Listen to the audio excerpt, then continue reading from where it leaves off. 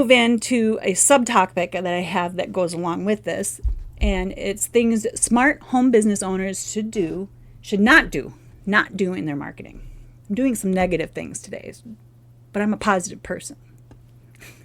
So, number one in this, things you should not do in your marketing, is think everyone is a prospect and everyone needs your product. It's easy to go around when you have a great product and say, everyone needs this. Everyone needs to have a home business, especially in this economy, right? Groceries are silly. Everything's going up in price, and we need extra income to cover our bills, feed our kids, get them into school, whatever we need to do, pay for their sports. Sports are expensive. So we need extra cash. So everyone should have a home business, right? Not necessarily, right? I'm in the home business industry because I like it. I like the marketing. I love the psychology. I love learning about you and what you need and helping you. But not everyone needs it. Some people like to invest in paper investments, real estate, other things to earn their extra cash. So not everyone needs your weight loss product. It seems like it. It does seem like it with the food industry and the craziness in the healthcare industry. So, yeah, they might need it, but it might not be for them because there's a lot of other products to choose from, believe it or not. Okay, so you're a prospect. Not everyone is your prospect. Look for people who are looking for you. That's my favorite piece of advice from Diane Hochman. You're just sorting people. You're just looking for people who are looking for you. There are people that only relate to you. Not me, not that person, not that person. And there are only people that relate to me. So there's that. Number two is ignore what your audience is actually saying. I've been guilty of this. And it's kind of hard because you're in your own head and you think, oh, I got to pay my bills. I got to make sales. I got to get leads. I got to get this business off the ground. I got to get running and going. And I get it because the pressure inside your head is like crazy when you're in that space.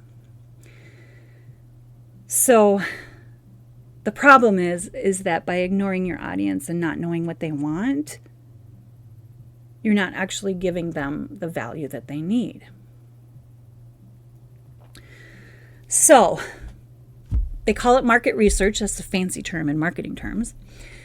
In home business, normal, just people terms, it's just knowing what the people out there that are looking for you need and want. And you can find out by doing Google searches, by joining groups and seeing what they're talking about in those niches, what they need, because you have a solution. And your job is to put it in front of those people. So number three is failing to utilize opportunities right in front of you, like social trends, stuff like that, or seasons. Weight loss industry, you should definitely be marketing hardcore pretty soon because people start, winding down for the summer. Kids are going back to school, and it's time for them to actually start thinking, believe it or not, about Christmas down the road. So, and guess what the biggest weight loss sales period of the year is? It's the new year. So you gotta, go with the seasons, go with the social trends, and know what's going on. I recently read a newsletter by Brian Kurtz. He's a really brilliant marketer. And he was talking about the election. Sales go down during times like this because people are all emotional and in an uproar. So they're distracted. They're not paying attention. So there's that. Okay, number 1, 2, 3. I didn't have them numbered. 1, 2, 3, 4. Have no mission, no message, and no brand. So this is a thing that I've recently been diving into, and it's personal brand. Why have a personal brand? Well, because we're in the home business industry, we're selling things, right? You don't want to be stuck in a box with this one company. Because let's use my, just for an example. I started off in the weight loss industry, and all I did was talk about the products that I was using. I was using these protein shakes, these meal replacement shakes, and this particular exercise mat and these videos and stuff like that. So I was only talking about those, but that ties me to that company if I talk about that company all the time. And if something happens with that company, well, then what? The whole business is gone. But if I'm me, you found me, learnwithginny.com. What my personal brand is that you have a choice. You don't have to choose between your kids, your job, your life, and your home business. You can make it all work together. That's my brand. You don't have to choose. You can be free to be you, live your life, and live your best life. So under that brand, I have tools for your home business. All the tools that I use, I sell. So there's that. You walk down that aisle, you can go down the tools aisle. Or I have health and wellness products that I use that keep me energetic and healthy and young and help me keep the weight off and the cravings, all that kind of stuff. That's down the health and wellness aisle. So that's still under the same website. That's under me. And what else? Courses and ebooks and mini courses, things that teach you all the things that you need to learn to run your home business. That's in the education aisle. So I'm not stuck. I'm me, and I'm sharing all the things that I use. So number 5 is no vision.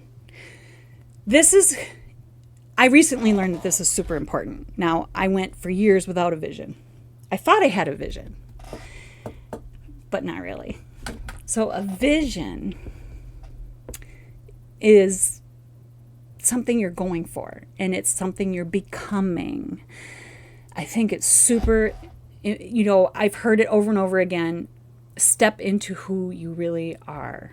Step into your greatness. And it's becoming.